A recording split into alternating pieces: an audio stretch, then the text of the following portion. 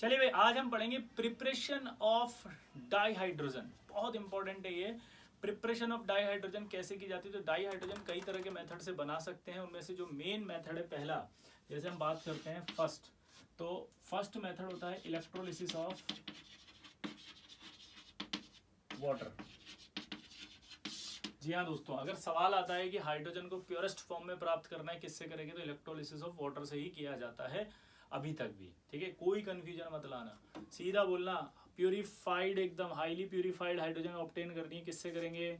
तो answer tick करना, electrolysis of water. अब इलेक्ट्रोलिसिस ऑफ वाटर जब करते हैं अपन, तो आप सबको पता है क्या होगा? ये वाटर होगा, एट कैथोड जो है वो कौन जाएगा? H प्लस, और H प्लस जाके क्या बना देगा? H2। ठीक है, एट एनोड जो है वो कौन जाएगा? OH माइनस, और OH माइनस जाकर क्या बना देगा? ये। तो कहीं ना कहीं आपके जो है वो H2 के इलेक्ट्रोलिसिस से आप सीधा का सीधा क्या बना सकते हो? बोलो, डाईहाइड्रोजन। ठीक है, तो ये जो मेथड चल रही है ये है आपके कमर्शियल मेथड।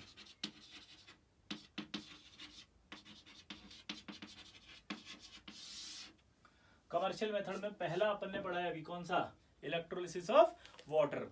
अब इलेक्ट्रोलिसिस ऑफ वाटर के बाद जो दूसरा आता है वो आता है आपके, अच्छा, इलेक्ट्रोलिसिस ऑफ वाटर याद रखना, थोड़ा सा हल्का सा अल्कलाइन सॉल्यूशन या एसिडिक या बेसिक मीडियम डाल देते, कंडक्टिविटी आ जाती है, क्योंकि H2O कम कंडक्टर होता है। तो जैसे ऐसे भी लिख सकता है वो कि भाई H2O, यहाँ लिख देगा इलेक्ट्रोलिसिस, ठीक है, और यहाँ बन जाएगा आपका वही H2 प्लस O2, और यहाँ पर आपका क्या लिख सकता है? ट्रेसेस ऑफ एसिड या बेस, यानी कि कुछ ना कुछ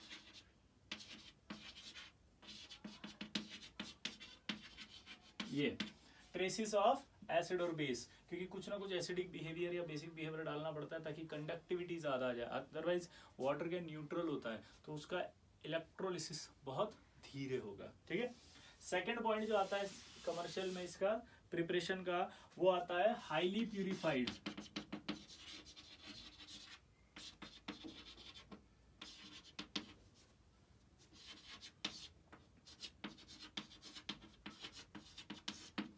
हाईली प्यूरिफाइड लाइक 99.95% से भी ज्यादा अगर आपको ऑब्टेन करना है डाईहाइड्रोजन, तो वो ऑब्टेन किया जाता है warm aqueous barium hydroxide solution by using निकल इलेक्ट्रोड। बस ये लाइन आपको ऐसे कैसे ध्यान रखनी है, क्योंकि ये आ जाती है जेईई मेंस में टिक करने के लिए। लेकिन अगर मैं अब सवाल पूछूं कि अभी आपने बोला इलेक्ट्रोलिसिस ऑफ वाटर और अभी आप बोल रहे हो बेरियम हाइड्रोक्साइड, दोनों में से ज्यादा प्योर कौन सा है? तो ज्यादा प्योर अभी भी वाटर वाला ही है। ठीक है, तो हाईली प्यूरिफाइड अगर बात कर रहे हैं तो वाटर से कम थोड़ा सा है ना, वो भी आप प्राप्त कर सकते हैं किससे? कि वार्म, बोलो, एक्वस बेरियम हाइड्रोक्साइड सॉल्यूशन के इलेक्ट्रोलिसिस से बाय यूजिंग निकल इलेक्ट्रोड।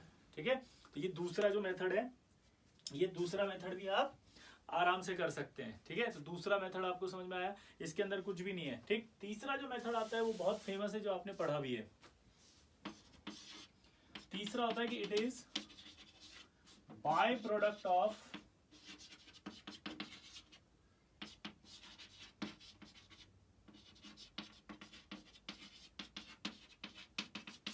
जब हम NaOH का फॉर्मेशन कर रहे होते हैं तो उसके अंदर ये बाई प्रोडक्ट बनता है बाय यूजिंग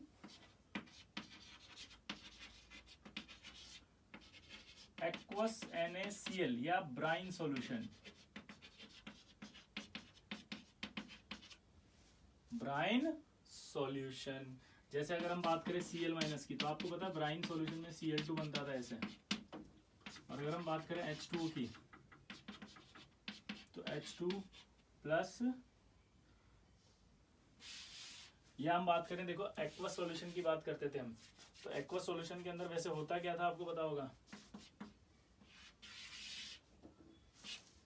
NaCl हम एक्वस लेते थे तो उस कंडीशन में क्या होता था? Na plus plus Cl minus बनता था, फिर H2O लेते थे तो H plus plus OH minus बनता था। अब हमें पता था कि जो एट कैथोड की बात करते थे, तो एट कैथोड में Na प्लस और H प्लस में से कौन जाएगा? ऑब्वियस सी बात है H प्लस जाएगा, क्योंकि इसका रिडक्शन पोटेंशियल ज्यादा होगा, तो H प्लस का रिडक्शन पोटेंशियल ज्यादा होगा तो H H+ इलेक्ट्रॉन लेकर के क्या बनाएंगे, H2। तो ये H+ इलेक्ट्रॉन लेकर H2 चले गए। फिर एट एनोड अगर हम बात करें तो हमने बताया था कि यार Cl- और OH- में से कौन जाता है डिपॉजिट होने, Cl-। मेटलर्जी के अंदर इलेक्ट्रोलिसिस पढ़ाया था, उसमें बताया था। तो ये आपका Cl- और OH- में से कौन जाएगा, Cl-। तो ये आपका Cl2 बन जाएगा। तो ये चला गया, ये चला गया, बचा कौन अंदर, NaOH।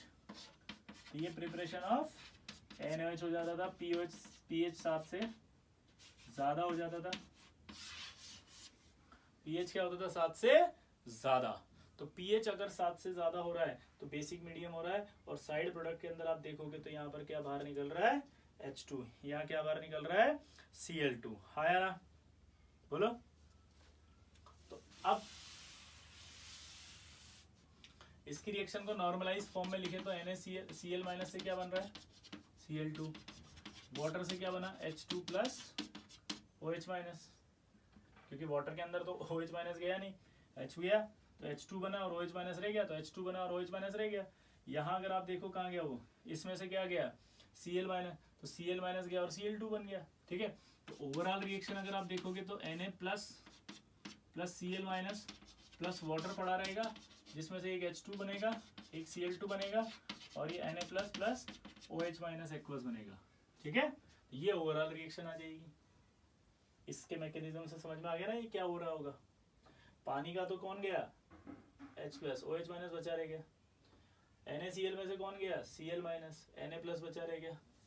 तो ये Na+ बचा रह गया, ये OH- बचा रह गया, ये H2 बन गया, ये Cl2 बन गया। ठीक, इसके बाद आता है अगला मेथड। अगला जो मेथड है आपका वो है reaction of steam on hydrocarbon और coke powder. Reaction of steam on hydrocarbon और coke powder yield dihydrogen gas. ठीक है, बाय यूजिंग कैटेलिस्ट। ये CH4 लिया, स्टीम लिया, 1270 केल्विन ये लिया टेम्परेचर, और कैटेलिस्ट ले लिया सपोज इसमें निकल। तो ये इसको क्या करेगा, रिएक्ट कराएगा, रिएक्ट करा करके बनेगा CO+H2। ठीक है, ये बन गई डाइहाइड्रोजन। पर डाइहाइड्रोजन अगर CO के साथ बनी है तो यहाँ इंपॉर्टेंट है बेटा, यहाँ बहुत इंपॉर्टेंट सवाल आएंगे, थोड़ा स्ट्रेस देना, नींद में हो तो जाग जाना भाई। क्या कि ये CO+H2O का जो मिक्सचर है ये वाटर गैस कहलाता है, या सिंथेसिस गैस कहलाता है, या सिन गैस कहलाता है। जी हाँ, तीन पार्ट है इसके। CO+H2O का जो मिक्सचर होगा वो क्या कहलाएगा, सिंथेसिस गैस या सिन गैस या आपकी वाटर गैस। ठीक है, तो सिंथेसिस गैस और सिन गैस है। अब सिंथेसिस गैस और सिन गैस जो है उसका यूज हम बहुत ज्यादा करते थे, किसके लिए, मिथेनॉल बनाने के लिए और नंबर ऑफ हाइड्रोकार्बन्स बनाने के लिए। इसका यूज कहाँ करते हैं, मिथेनॉल बनाने के लिए और नंबर ऑफ हाइड्रोकार्बन्स बनाने के लिए। अब नावेडेज अगर बात करें आजकल सिन गैस कैसे बनाई जाती है, तो आजकल सिन गैस न्यूज़पेपर से बना सकते हो आप। आजकल सिन गैस आप जो है वो स्क्रैप वुड से बना सकते हो, सॉडस्ट से बना सकते हो। सॉडस्ट मतलब होता है लकड़ी का चूरा, और एक सीवेज से बना सकते हो। सीवेज मतलब गंदगी जो होती है। ठीक है, तो ये 4 मेथड ऐसे हैं जिनसे आजकल बनाई जाती है, सीवेज से, सॉडस्ट से, इसके अलावा अपन ने क्या बोला अभी, बोला हाँ न्यूज़पेपर से, और अगला क्या बोला मैंने, वुड स्क्रैप। ठीक है, अब production of water gas, production of water gas from Coke मतलब सिर्फ कार्बन, समझ गया। तो production of water gas from Coke, अभी तो कोक पाउडर लिया था या हाइड्रोकार्बन लिया था। प्रोडक्शन ऑफ हाइड्रोकार्बन की जगह अब यहाँ आ गया production of water gas from Coke, यानी कि यहाँ C लेंगे, H2O लेंगे 670 केल्विन, और यहाँ आ जाएगा आपका कैटलिस्ट।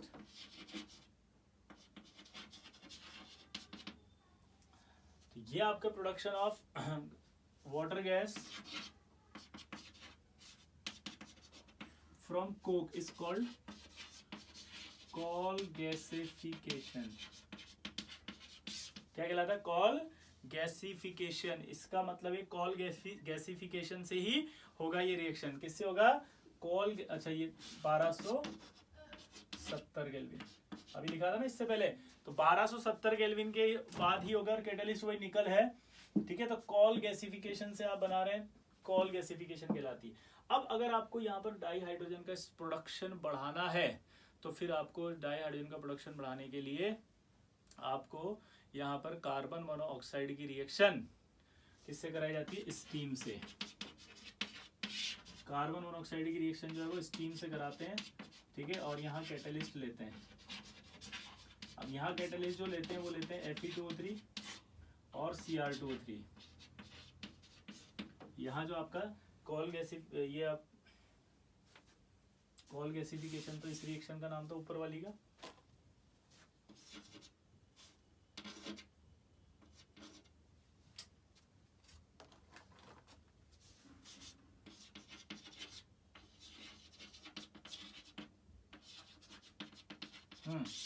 अब देखो, अगर मेरे को क्या करना है, प्रोडक्शन ऑफ डाइहाइड्रोजन बनना है, तो कार्बन ऑक्साइड की रिएक्शन कराई जाती है किससे? स्टीम से।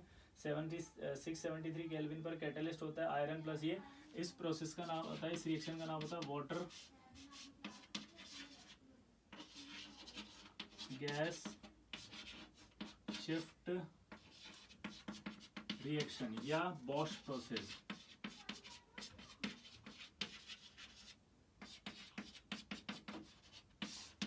जिससे आपके CO2 प्लस H2 बन जाता है। क्या बन जाता है? CO2 प्लस H2, ठीक है। यहाँ पर एक्सेस ऑफ CO2 जो होती है, या CO2 को जो रिमूव किया जाता है, वो किया जाता है by scrubbing with sodium arsenite solution. क्या बोला मैंने? CO2 को हटा लिया जाता है किससे? By scrubbing with sodium arsenite solution. और ये रिएक्शन क्या कहला रही है बताओ? वाटर गैस शिफ्ट रिएक्शन या बॉश प्रोसेस, जिसमें CO प्लस वाटर ये करके CO2 प्लस H2 बना रहा है, ठीक है। अब खास बात क्या आती है, हमारे पास जो डाई हाइड्रोजन की बात कर रहे हैं, लगभग 77%, अगर हम इंडस्ट्रियल डाई हाइड्रोजन की बात करें तो 77% जो होती है डाई हाइड्रोजन, वो आपके बनाई जाती है पेट्रोकेमिकल्स से। किससे बनाई जाती है? पेट्रोकेमिकल्स। और लगभग जो है आपके पास 18% जो होती है वो कोल गैस से बनाई जाती है, जो भी बता रहा था मैं। कोल मतलब, ठीक है, कोल गैसिफिकेशन कोक पाउडर से, ठीक है। 18% आप किससे बना रहे हो? इससे। तो आपस से पूछा जा सकता है कि 77% आपने जो है वो किससे बनाई जाती है? तो पेट्रोकेमिकल से बनाई जाती है। 18% हम इससे बनाते हैं। और लगभग 4% के आसपास हम जो है वो हमने जो वाटर लिया था उससे बनाई जाती है इलेक्ट्रोलिसिस से, 4%। और 1% जो अदर वेरियस मेथड से बनाई जाती है, ठीक है। तो ये इसके कमर्शियल मेथड्स हैं। लेबोरेटरी में अगर बनाना है तो लेबोरेटरी में तो कुछ भी नहीं है। लेबोरेटरी में तो क्या है, देखो कि लैब के अंदर अगर हम बात करें तो पहली प्रिपरेशन है जिंक की, ठीक है। तो रिएक्शन ऑफ जिंक, क्या बोला जल्दी बताओ? Reaction of zinc with dilute acids.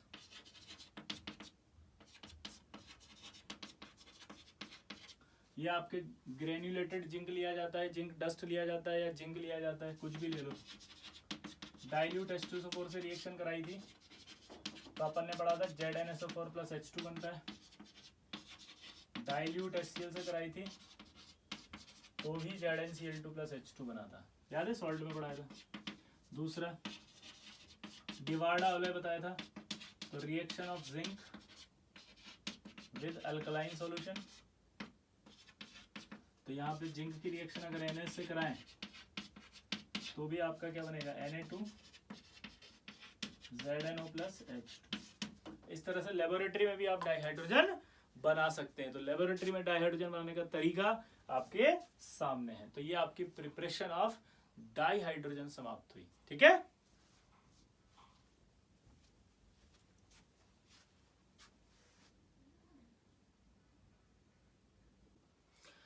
देखिए डाइहाइड्रोजन जो है एज अ फ्यूल क्या होता है, हम वो बात करने वाले हैं। तो dihydrogen releases large quantity of heat on combustion.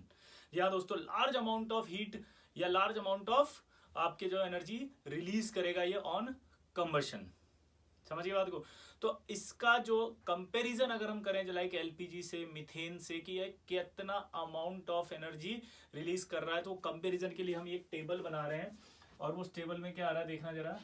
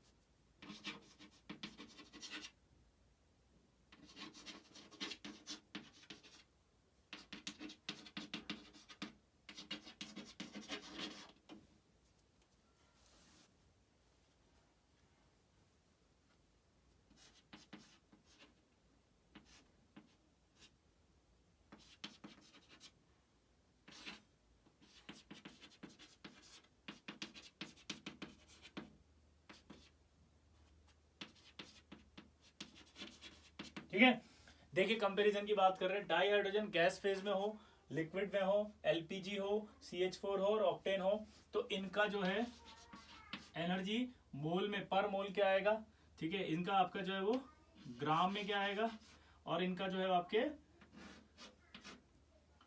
Litre में क्या आएगा। जी हाँ दोस्तों, 3 में बोला अपन ने, एक ग्राम में, सॉरी एक मोल में, एक ग्राम में, और एक पर लीटर। यानी कि अगर मैं बात करूं इसको तो पर मोल हो गया, पर ग्राम हो गया, पर लीटर हो गया।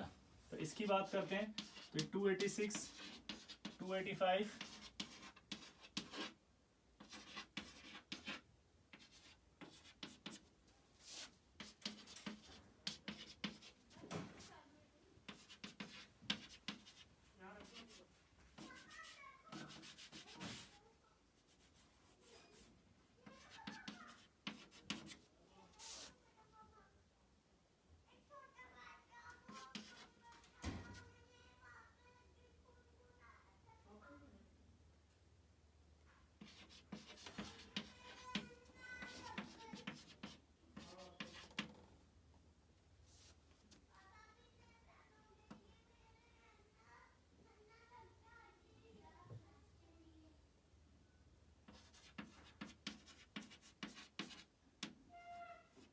जी हाँ दोस्तों, तो ये आपके पास जो है वो एनर्जी आएगी इनकी, और ये आपको याद करनी है। पहले बोल देता हूँ, कोई अगर ये पूछ रहा हो सर इसको याद करना पड़ेगा क्या, जी हाँ बिल्कुल याद करना पड़ेगा। जो जेई मेंस देना चाहते हैं उनके लिए जरूरी है, जेई मेन में सवाल आते हैं ये, ठीक है। तो ये जो एनर्जी का कंपैरिजन करते हैं, तो इस एनर्जी को देख करके हमें समझ में आता है कि जो डाई हाइड्रोजन की एनर्जी होती है, रिलीज्ड एनर्जी ऑन कंबशन, वो पेट्रोल से कई गुना ज्यादा होती है। और एक खास बात ये होती है कि पेट्रोल के रिस्पेक्ट में जो इसके पॉल्यूटेंट्स होते हैं, यानी कि जो प्रदूषण करने वाले रिएजेंट निकलेंगे या प्रदूषण फैलाने वाले कंपाउंड निकलेंगे, वो बहुत कम निकलेंगे। सिर्फ एक आपके पॉल्यूटेंट्स निकलता है, और वो होते हैं ऑक्साइड ऑफ डाई नाइट्रोजन। और वो ऑक्साइड ऑफ डाई नाइट्रोजन भी एज अ पॉल्यूटेंट क्यों निकलता है, क्योंकि इसके अंदर एज अ इम्प्योरिटी पाया जाता है डाई नाइट्रोजन। डाई हाइड्रोजन में एज अ इम्प्योरिटी पाया जाता है डाई नाइट्रोजन। फिर से बोल रहा हूं, इसलिए आपको एक आपके जो है वो प्रदूषण करने वाला वो कंपाउंड बाहर आएगा, वो भी ऑक्साइड ऑफ डाई नाइट्रोजन। अब जो खास बात आती है वो ये आती है कि इस इफेक्ट को भी आप कम कर सकते हो अगर आप जो सिलेंडर आपके डाई हाइड्रोजन का है, जिसका यूज आप कंबशन करके सोर्स ऑफ एनर्जी में इस्तेमाल करोगे, उसमें आप इंजेक्ट कर सकते हो वाटर को। वाटर को इंजेक्ट अगर करोगे तो वाटर के इंजेक्ट होने से वहां टेम्परेचर क्या हो जाएगा, लो। और लो टेम्परेचर जो होगा उस पर डाई नाइट्रोजन का कंबशन डाई ऑक्सीजन के साथ नहीं हो पाएगा। और अगर डाई नाइट्रोजन का कंबशन नहीं हो पाएगा तो उस कंडीशन में जो है वो डाई नाइट्रोजन का ऑक्साइड नहीं बनेगा, और डाई नाइट्रोजन का ऑक्साइड एज अ पॉल्यूटेंट बाहर नहीं आएगा, ठीक है। अब खास बात ये होती है कि जो ये हमारा डाई नाइट्रोजन है उसे लिक्विफाई किया जा सकता है 20 केल्विन पर। और 20 केल्विन पर जब इसे करते हैं तो इसको कंप्रेस्ड करने के लिए, या इसे कहें कि लिक्विफाई करने के लिए, जो सिलेंडर यूज किया जाएगा वो सिलेंडर बहुत एक्सपेंसिव होना चाहिए। और वो एक्सपेंसिव बनाने के लिए कुछ अलॉय इस्तेमाल की जाती है, और ये अलॉय भी पूछी जाती है। उन्हीं अलॉय का कंटेनर लिया जाएगा, टैंक लिया जाएगा, जैसे NaNi5, Ti TiH2, Mg, MgH2, ये तीन तरह की तीन अलॉय हैं, ठीक है। सोडियम निकल 5, TiH5, Mg, MgH2, ये अलॉय ली जाएंगी, इनके टैंक लिए जाते हैं। इनके टैंक जो होते हैं उनके अंदर आपके डाई हाइड्रोजन जो स्टोर की जाती है एज ए लिक्विड। एक खास बात और होती है, पता है क्या, कि डाई हाइड्रोजन का जो एक कंटेनर या सिलेंडर होता है, उस सिलेंडर जो है वो 30 टाइम्स मच वेट रखता है पेट्रोल के कंटेनर से सेम अमाउंट ऑफ एनर्जी, ठीक है। एक खास बात यह थी कि जो डाई हाइड्रोजन था वो आज की तारीख में सबसे अच्छा सोर्स है एज अ फ्यूल का, और 2005 में एज अ पायलट प्रोजेक्ट पहली बार इंडिया में एज अ फ्यूल हमने इस्तेमाल किया था डाई हाइड्रोजन को। और अभी अगर हम बात करें तो 5% CNG के अंदर हम यूज करते हैं डाई हाइड्रोजन को, जो 4 व्हीलर में यूज की जाती है। नाउअडेज अगर हम डाई हाइड्रोजन की बात करें तो फ्यूल सेल में इसका इस्तेमाल किया जा रहा है for generation of electric power, ठीक। तो ये डाई हाइड्रोजन का यूजेस अगर हम कहें एज अ फ्यूल क्या है, तो वो हमें अच्छे से ध्यान रखने जेई मेंस के पर्पज से, ठीक है। आप जो मैंने बोला उसको अच्छे से लर्न कर सकते हैं, 2 बार सुनना, 3 बार सुनना, बिना याद किए इस वीडियो को आगे नहीं ले जाना है। पॉज करेंगे, कानों में बंद करके फिर रिवाइज करेंगे, फिर बंद करेंगे, फिर रिवाइज करेंगे। जब तक मेरी तरह नहीं बोल लेते तब तक इस वीडियो को बंद नहीं करेगा कोई भी। IIT की कसम में फेल हो जाओगे साले सब, नीट की कसम है, ओलंपियाड की कसम है, जो एग्जाम दे रहे हो उसकी कसम है। अगर ये बिना याद किए आपने कानों से इस वीडियो को बंद कर दिया, किसी का भी सिलेक्शन नहीं होगा। ये ध्यान से सुन लेना, जो भी एग्जाम आप दे रहे हो। सुन लिया सबने? चलिए अब बात करते हैं अपन हैवी वाटर की। देखिए तो हैवी वाटर की बात कर रहे हैं, तो हैवी वाटर जो होता है वो होता है D2O। पहला पॉइंट प्रिपरेशन। तो हैवी वाटर जो होता है वो एग्जॉस्टिव इलेक्ट्रोलिसिस ऑफ वाटर से किया जाता है। एग्जॉस्टिव इलेक्ट्रोलिसिस का मीनिंग समझना पड़ेगा, लॉन्ग टाइम तक इलेक्ट्रोलिसिस करना वाटर का, this is called exhaustive electrolysis of water. दूसरा, इट इज अब ये बन सकता है as a by product in fertiliser industry. Fertiliser industry में भी ये D2O as a by product बनता है, ठीक है। दूसरी बात कि ये प्रॉपर्टी की बात करें तो colourless, odourless, tasteless, mobile liquid है। मोबाइल लिक्विड मतलब आसानी से मूव करने वाला लिक्विड, ठीक है। जनरली अगर हम फिजिकल कांस्टेंट की बात करते हैं तो इसके फिजिकल कांस्टेंट सारे के सारे हैवी वाटर के ज्यादा होते हैं नॉर्मल वाटर से। D2O से ज्यादा ही होंगे, जो D2O के ज्यादा ही होंगे वाटर से। एक को छोड़ के मैंने बताया था पहले भी, डाई इलेक्ट्रिक कांस्टेंट को छोड़ के, dielectric constant normal water का ज्यादा होता है, ठीक। अब जो हैवी वाटर की बात कर रहे हैं तो इसका इस्तेमाल ड्यूटेरियम के कई अदर कंपाउंड बनाने के लिए भी किया जाता है। जैसे अगर मैं बात करूं यहाँ पर कि कैल्शियम कार्बाइड ले लिया और कैल्शियम कार्बाइड का हाइड्रोलिसिस कराते थे, तो आपको याद है कार्बाइड पढ़ा था। कार्बाइड जब पढ़ा था तो हाइड्रोलिसिस करने पर बनता था आपके इससे एसिटिलाइड का, एसिटिलाइड है ये, तो यानी कि एसिटिलीन बनता है। तो यहाँ आपको हैवी वाटर लेना है तो यहाँ D2 कर दो। एसिटिलीन मतलब क्या बनेगा, C2D2, और ये आपका कैल्शियम हाइड्रोक्साइड की जगह ड्यूटेरियम D आ जाएगा। SO3 का हाइड्रोलिसिस करा दो, तो अपना नॉर्मल वाटर से कराते तो H2SO4 बनता है, तो H2SO4 की जगह यहाँ क्या बन जाएगा, H2 हट जाएगा और D2SO4 आ जाएगा। इसी तरह से Al4C3 का कराएं, एल्यूमिनियम कार्बाइड है ये, मीथेनाइड कार्बाइड है। मीथेनाइड कार्बाइड अगर होता है तो आपको पता है क्या बनेगा, AlOD whole thrice plus CD4, methane वाला CD4 बन गया। तो इस तरह से आप ड्यूटेरियम के कंपाउंड भी बना सकते हैं। अब बात आती है यूज की, तो यूज सबसे इंपॉर्टेंट है भाई, अंडरलाइन कर लेना, कानों के अंदर याद कर लेना। बिना याद किए अगर यहाँ से निकल लिए, वीडियो को ऑफ कर दिया, तो एडमिट कार्ड घर पे भूल जाओगे। बिना एडमिट कार्ड के एग्जाम देने जाओगे, वापस लेने आओगे, आधा घंटा खराब करके आओगे। इसका यूज किया जाता है as a moderator and coolant in nuclear reactor and exchange reaction in reaction mechanism. अब ये मॉडरेटर का मतलब क्या होता है, मॉडरेटर वो होता है जो न्यूट्रॉन की स्पीड को कम कर देता है, मॉडरेट कर देता है। न्यूक्लियर रिएक्शन नाम सुना होगा, फ्यूजन रिएक्शन नाम सुना होगा। फिजन रिएक्शन जो होती थी उसके अंदर हम क्या करते थे, न्यूट्रॉन की बम्बार्ड करते थे जिससे रिएक्शन फैल जाती थी ऐसे, तो उन न्यूट्रॉन की स्पीड को कम करता है ये हैवी वाटर, ठीक है। इसीलिए इसको क्या कहा जाता है, मॉडरेटर। ड्यूटेरियम भी करता है, ठीक है, हैवी वाटर भी करता है, ड्यूटेरियम भी करता है, दोनों का काम एज अ मॉडरेटर होता है, ठीक। समझ गए? तो ये हाइड्रोजन इट्स कंपाउंड आपका कंप्लीट हुआ है। अब जो भी उसमें बचा हुआ है वो आपको लर्न करना है, छोटी मोटी बातें हैं, वो कोई खास बात नहीं है। ठीक, ये आपका हाइड्रोजन कंपाउंड कंप्लीट हुआ। ठीक।